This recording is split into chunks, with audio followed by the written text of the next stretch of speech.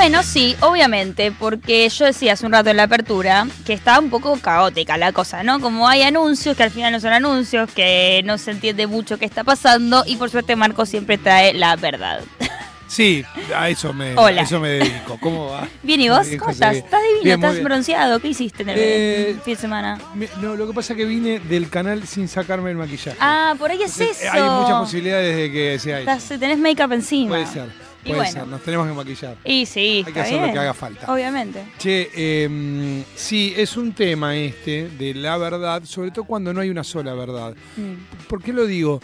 Lo digo porque nada de lo que estuvo pasando la semana pasada tiene una sola explicación, porque nada de lo que estuvo pasando la semana pasada es necesariamente mentira, y sin embargo hay más de una verdad, entonces algunas contrapuestas, por supuesto. Entonces solo explica esto un estilo muy a lo Milei, ¿no? Claro. Más, por supuesto, lo que implica armar un gabinete desde cero en una fuerza que no tenía mucha expectativa hasta hace un tiempo de poder, por lo menos hasta las primarias, ¿no? Claro. No tenía mucha expectativa de poder. Y que entonces, bueno, tiene que efectivamente organizarse para algo que no conocía. Y está el estilo Milei y están las negociaciones. Todo eso hace a esto que vos decías, marchas contra marchas, gente que era anunciada y luego finalmente no terminará asumiendo, en algún caso por el propio Javier, porque nosotros ya lo dijimos, qué sé yo, el lunes a la tarde-noche te decían que no iba a haber reunión con Alberto Fernández, el martes a las 8:30 de la mañana había reunión con Alberto Fernández. Claro, sí. Eso ya fue mencionado y era raro.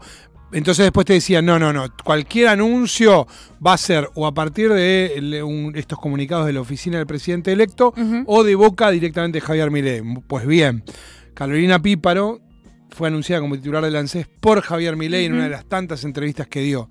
Y después no termina asumiendo. ¿Por qué? Porque termina asumiendo un hombre de Schiaretti.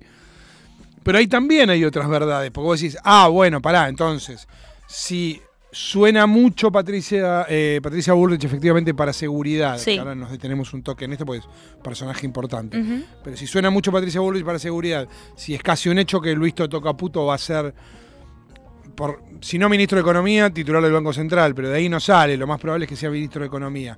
Si Federico Sturzenegger seguro que va a tener un lugar, ahí inevitablemente hay un guiño a Mauricio Macri. Te dicen, no, porque Patricia Bullrich y Toto Caputo vienen por acuerdos personales. Bueno, mira, sí. Osvaldo Giordano, titular del ANSES, ¿no? El que al final reemplaza a alguien que nunca fue nombrado, que es Carolina Píparo. Es un hombre de Schiaretti, hombre de finanzas de la provincia de Córdoba. No, pero no es por un acuerdo con Schiaretti. Él ya estaba trabajando en la campaña de Patricia Bullrich. No es raro todo. Hay algo ahí que... Con esto, insisto yo, no es que yo sienta que están mintiendo. Lo que digo es que hay varias verdades, incluso algunas contrapuestas, compitiendo. Sí, por ahí en esas afirmaciones hay una cuota de verdad y también una cuota de que son cuotas que uno tiene que pagar, porque si vos estás construyendo una carrera para ser presidente, pero en realidad sabés que no tenés tantas chances, si llega la primera instancia electoral y sos ganador, y de repente un poco, la lógica natural de cómo se arma el poder es también, yo vendo favores que nadie te cobra, todos te acompañan incondicionalmente hasta que llegás y sos presidente y ahí vienen a tocarte la puerta a todos, me parece. Porque en realidad en política hay algo que es muy claro. Nada es incondicional. Claro. Absolutamente nada es incondicional. No existe eso. No.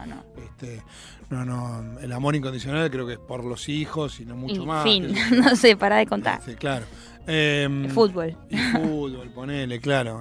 Bueno, pero no, en el universo Milei es verdad, ni siquiera eso. Ni siquiera el fútbol, así que solo por Conan. Con lo cual, él entiende que las incondicionalidades no existen. Y me parece que estos anuncios tienen que ver con eso.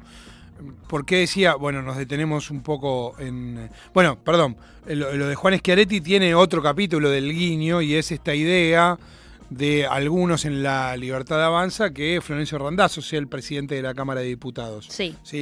Era casi número opuesto Cristian Ritondo. ¿Te acordás que además él saludó al propio presidente electo con una foto con la motosierra, claro, y qué sé yo? Y además lo ayudó a fiscalizar. Claro. Proveyó buena parte de la fiscalización para el balotaje. Y de repente se empezó a oscurecer la posibilidad de que Ritondo llegue a la presidencia de la Cámara de Diputados. Es raro, porque es un tipo con experiencia, es un tipo que además tiene buen manejo. Más que Randazzo, mucho en más la que Randazzo. rosca esa que uno necesita. Yo te diría, hasta es algo medio nimio, pero es más querido que Randazzo. Sí, ¿no? sí. Es un tipo que tiene mayor acompañamiento en bloques que ideológicamente están opuestos. O sea, que tendría seguramente más articulación. Insisto, es medio pavo lo más querido, pero en todo caso se sabe que tiene mucha mejor rapport en los bloques opuestos a lo que él piensa. Y sin embargo se fue enfriando. ¿Por qué se fue enfriando? Bueno, algunos dicen que porque eso sí sería dar una señal de cogobierno con Macri. Claro. Por parte de Milei. Porque es entregarle un poco la organicidad de lo que suceda en la Cámara de Diputados, ¿no? Eso, sí, por supuesto que va a ser clave, porque hay muchas de las cosas que Milei quiere hacer, como por ejemplo rifar los medios públicos, que tienen que pasar por el Congreso, pero también porque está en la línea sucesoria presidencial. Claro, obviamente. La presidencia de la Cámara de Diputados y la presidencia provisional del Senado, de la que también podemos hablar, está en la línea sucesoria, con lo cual hay otra importancia ahí también. Vos tenés presidente, vicepresidente, presidente provisional del Senado, presidente de la Cámara de Diputados. Entonces, importa eso también. Hay un grupo de diputados, la recuerdo a Marcela Pagano, pero son más, lo que pasa es que ella es la más conocida de todos ellos, que están planteando, de los 38 que ahora se integran el bloque de La Libertad de Avanza, que están planteando, no queremos ni a Randazzo ni a Ritondo, queremos uno propio. Bueno, tiene lógica, porque uno debería pensar que en la fuerza que preside Milei tendría que tener personajes que sean confiables para Milei. Pero ahí tenés otro problema, y es que Milei casi no conoce a los diputados y senadores que integran La Libertad de Avanza. No son tipos de confianza de él. Y que inclusive pienso la segunda de confianza, que es Villarruel, también estuvieron teniendo sus problemitas. Ahora si querés hacemos el apartado Bullrich y Villarruel. Pero digo, ¿quién estaría en condiciones de integrar, por ejemplo, en la presidencia provisional del Senado? Ninguno de los 7 senadores que entran son tipos que Milei conozca, no los vio más de 2 veces, como un montón. Claro. Entonces, ¿cómo van a estar como terceros en la línea sucesoria?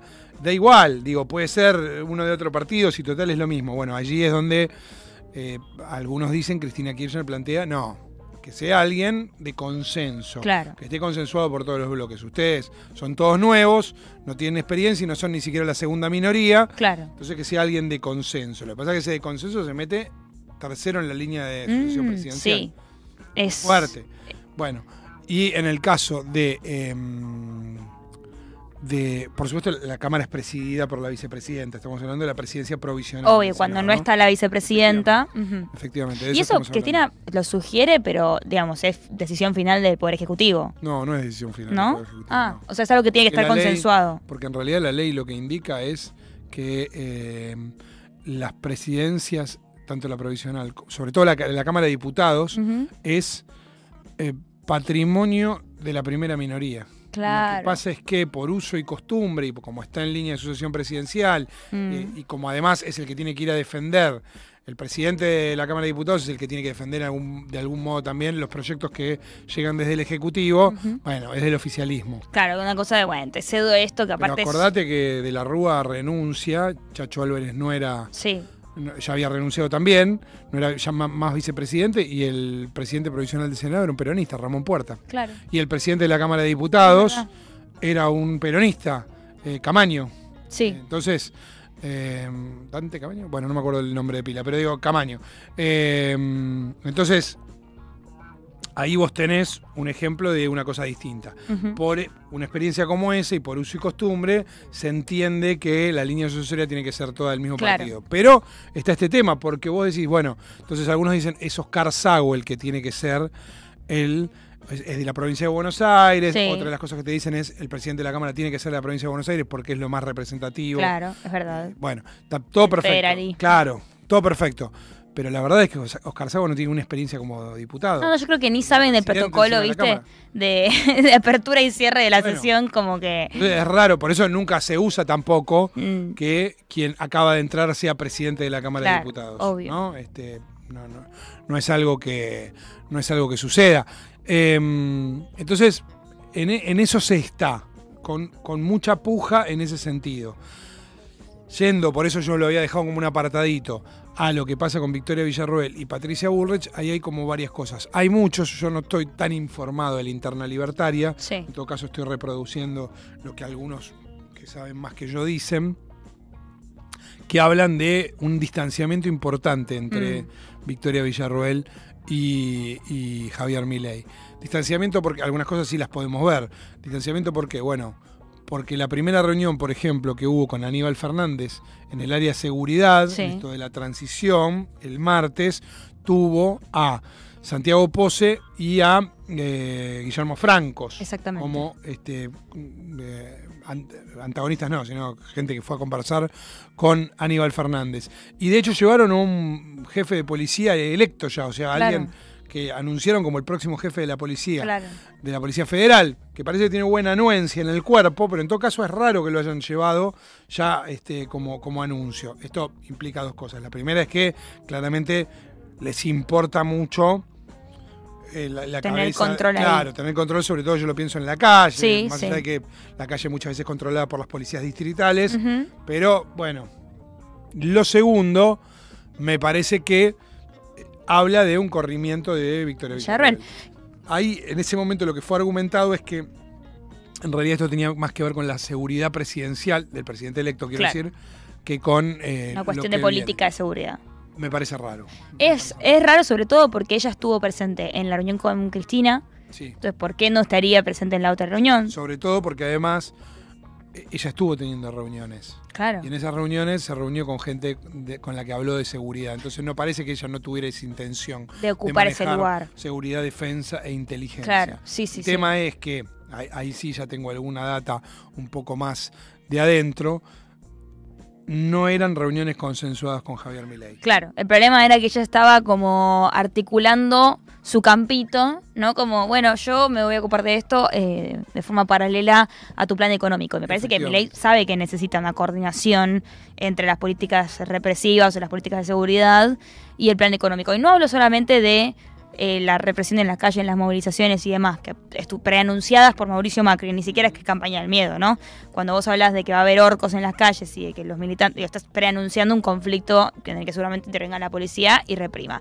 Ahora, me parece que empiezo a sentir que se dan cuenta de que no se pueden pasar tanto de vivos con eso. Sí. O sea, no sé cuánto les sirve teniendo, o sea, el mambo por resolver en términos económicos, la bomba de las LELIX y el ajuste y toda la mar en coche, mientras tenés en la vereda enfrente, o al lado tuyo, mejor dicho, haciendo la araca sobre la dictadura, ¿viste? Como que no colabora. No, eso es un punto también. Algunos dicen, cuidado que lo de Victoria Villarroel también puede ser que sea una charla, por supuesto muy privada, en la cual se le diga, banca ahora, porque no es el momento. Primero tenemos que arreglar la economía y después vamos con toda tu agenda. Claro. Eso es una posibilidad.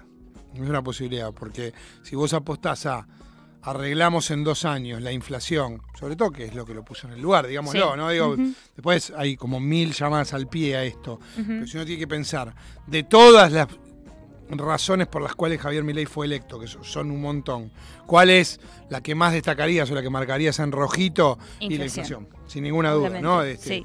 Todo lo demás es en todo caso discutible o tiene un pero o lo que fuera, o bueno, puede ser tomada como un elemento más, pero no de tanta importancia. Entonces, si ellos efectivamente resuelven la inflación, si controlan el conflicto social que va a emanar del recorte bestial, según palabras de Mauricio Macri, Sí. que van a hacer en los primeros 6 meses, y llegan a los 2 años con buena anuencia de la población, ganan las elecciones, pues tienen 2 años para otra agenda. Esto que estoy diciendo, por supuesto, está muy por verse. Obviamente. Porque a espacios políticos y a líderes políticos mucho más avesados les costó mucho. Digo, la comparación más obvia es con el menemismo. Es verdad que el menemismo también llegó como una cosa medio aluvional, Sí. porque Carlos Menem, por supuesto, era un dirigente político con muchísima más experiencia, había sido gobernador en un par de oportunidades de la provincia de La Rioja, entonces llegaba con mucho más plafón político, llegaba con el apoyo del justicialismo, Sí, claro. pero también empieza a juntar otras voluntades, se reúne con la UCD porque Claro. porque lo que él plantea es el consenso de Washington, o sea, algo que está casi opuesto a las premisas del peronismo. Entonces, recibe un plan económico de Bunge y Born, se reúne con la UCD, bueno, organiza otro gobierno, un gobierno neoliberal, de corte bien neoliberal. Y ahí hubo un montón de desprolijidades, porque gente que se suponía que iba a un lado finalmente no iba, eso pasó. Claro. Y así todo les costó 2 años.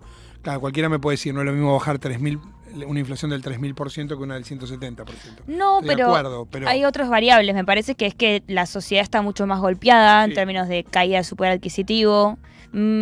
Carlos asumió prometiendo, viste, que iban a caer lingotes de oro del cielo, y Milei ya asume prometiendo el dolor. Eso es cierto, y además Menem se apoya en, salvo el tema de inflación, que era, por supuesto, escandaloso, enloquecedor.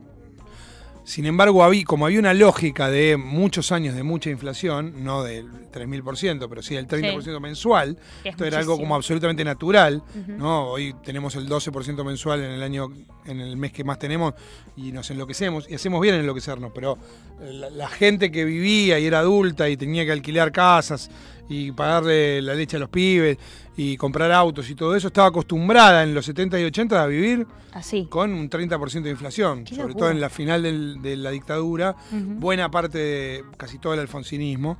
Entonces, había una costumbre en ese sentido, y el poder adquisitivo también se iba acomodando a eso. Lo que Menem propone es una baja drástica del gasto, es cierto, con una venta sobre todo muy fuerte de todos los activos, algo que Milei también tiene pensado, pero hay menos activos para vender. Y después, por supuesto, muchísimo apoyo político y mucha articulación, además con el peronismo detrás. Entonces eso Milei no lo va a tener. Es cierto que lo que va a tener Milei es un apoyo, igual que el de Menem, de los medios de comunicación dominantes, un muy buen trabajo en redes, pero hoy con una capilaridad que no tenía en aquel momento. Pero aparte, algo que yo leía en términos más de análisis discursivo, de cómo se está manejando el nuevo oficialismo en las bases, no hablo en la dirigencia necesariamente, pero hay algo también que se contagia de la dirigencia, es que pareciera que su estrategia de comunicación es la misma que fue durante la campaña. Y cuando vos sos oficialismo no estás más en campaña. Bueno, eso es muy bueno, es muy interesante lo que decís, porque volviendo a Menem un segundo nomás, es cierto que Menem cambió por completo, porque Sí. una cosa es lo que decía, o sea, Milei es cierto que es el primero que llega diciendo la verdad, porque Macri y Menem mintieron. Sí. Entonces esto es un punto. Pero después Menem organizó, que yo no sé, por ahí Milei lo organice, no parece el personaje para hacerlo, pero organizó alrededor de él toda una cosa celebratoria. Jugaba con la selección, Claro, sí, me al acuerdo. básquet, también con la selección de básquet. Sí, que contaba organizó. la ruta para... Se juntaba con Scioli, Show. andaban en la lancha esta de Scioli, personaje que por estas horas está siendo nombrado nuevamente. Bueno, está... leía a Gabriela Pepe, perdón, Sí. esto de que él quiere ser Menem, Milei. Sí. Como que está en esa búsqueda un poco. Sí, Gaby, bueno, es mi compañera con la cual lo hemos charlado bastante. Y sí, efectivamente, quiere ser Menem, porque creo que entiende que la convertibilidad y el gobierno de Menem es lo más parecido.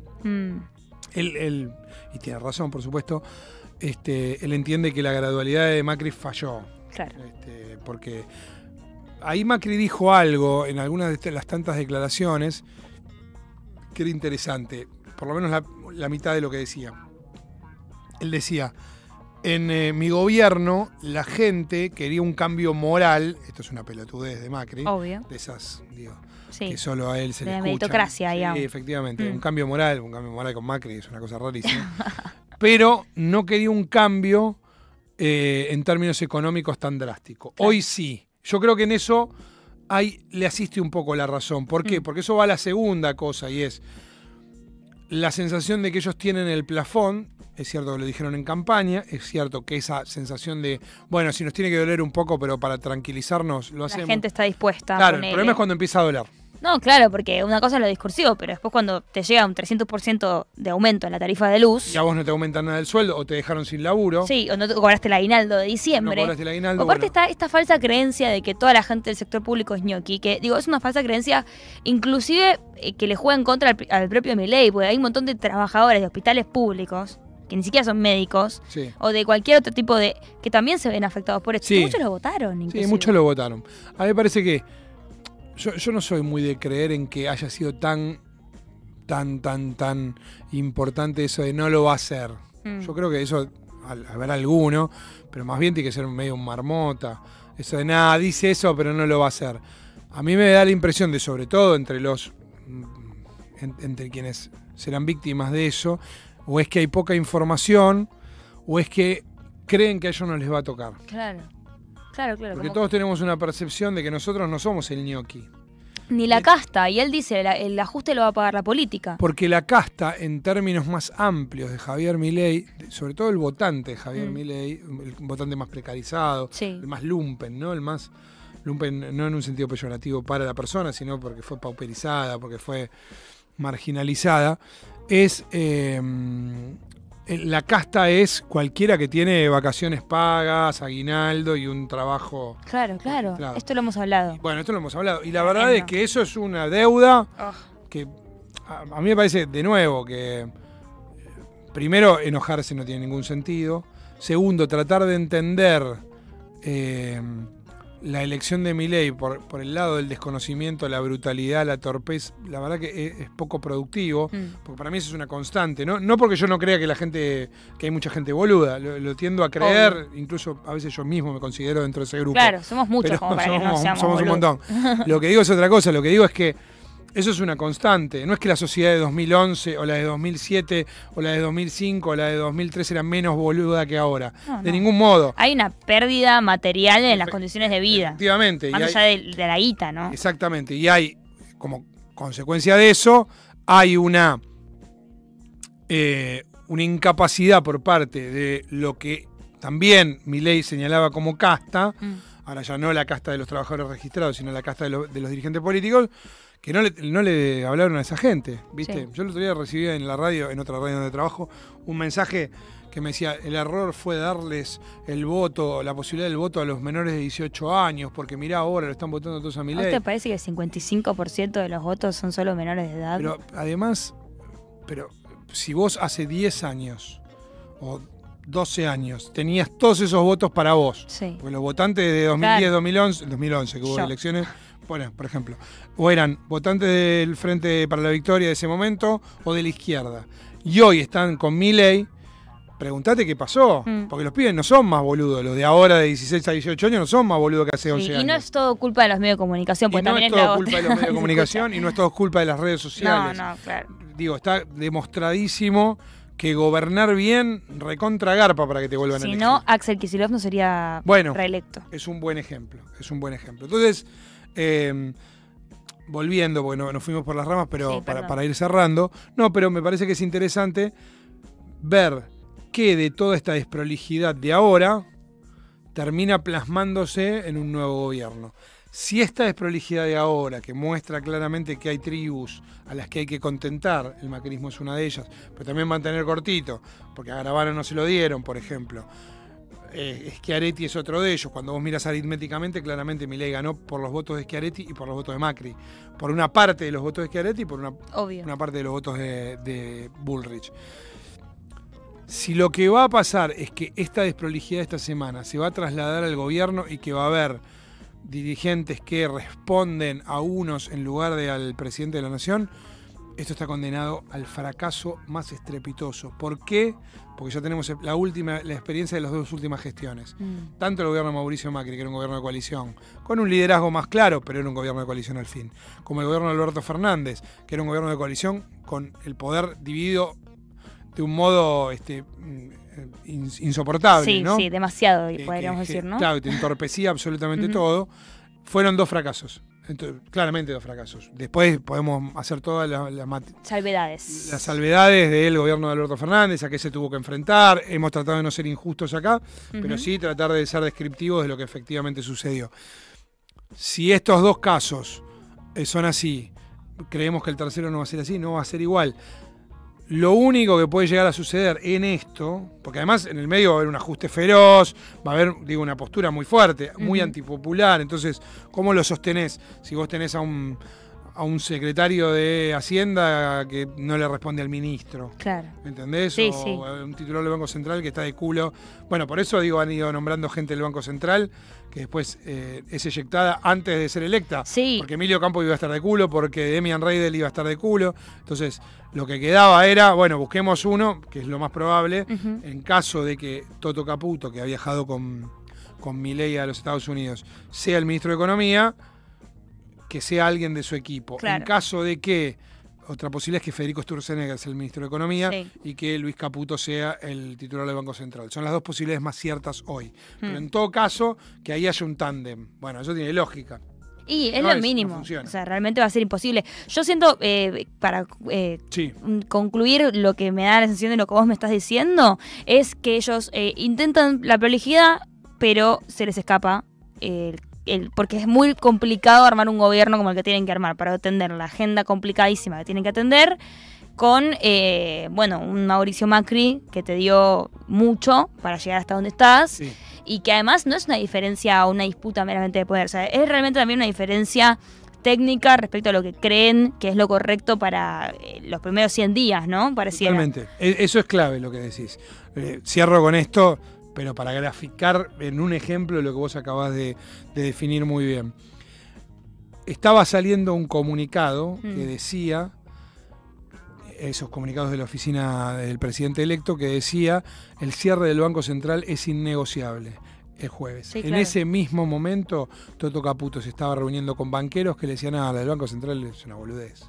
Ay, Dios mío. ¿Entendés? O sea, Claro, en hay eso un temita, estamos. hay En un eso temita. estamos. Muy bien, buenísimo, viejo Marco Cittadini pasó por este maravilloso programa para ordenar un poco la rosca política de cara a la asunción del nuevo presidente, Javier Milei. Hago pausas locas porque estoy buscando la música, no sé si... Muchísimas gracias, vamos a escuchar Ella tan cargosa y volvemos con más de este programa. Chao.